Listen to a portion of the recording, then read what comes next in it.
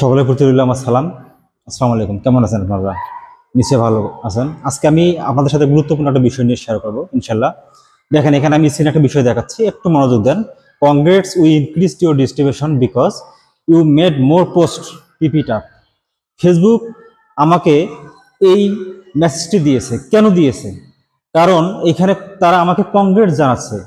হ্যাঁ, অর্থাৎ আমি এত বেশি পোস্ট দিয়েছি, এই জন্য তারা কি করছে, আমার এই পোস্টের যে অডিয়েন্সগুলোকে আরো বেশি গ্রো করেছে, ইনক্রিজ করেছে, ঠিক আছে, এবং আমার বেশি বেশি অডিয়েন্সের কাছে পাঠিয়ে দিয়েছে।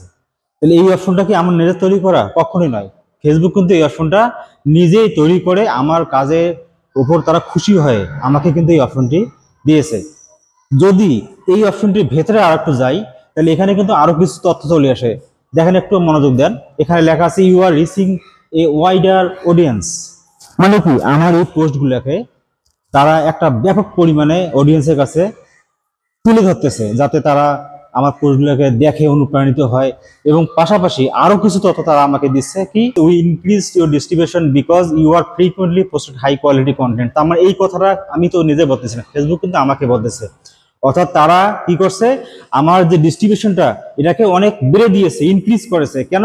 কারণ আমি হাই কোয়ালিটি কন্টেন্ট যেহেতু পোস্ট করতেছি, এই কারণে তারা এই কাজটা কিন্তু করছে। তাহলে হাই কোয়ালিটি কন্টেন্ট আমরা কিভাবে তৈরি করতে পারি, এই সম্পর্কিত ফেসবুক আমাকে কিছু নির্দেশনা দিয়েছে। যত নির্দেশনাগুলো যদি আমি একটু স্টাডি করি, এখানে কিছু কিছু তথ্য দেওয়া আছে যেগুলো আমাদের জানতেই হবে। এখানে বলছে connect with your audience in different ways, মানে বিভিন্নভাবে আমার অডিয়েন্সের সাথে তারা কি করতে বলতেছে, যুক্ত হতে বলতেছে।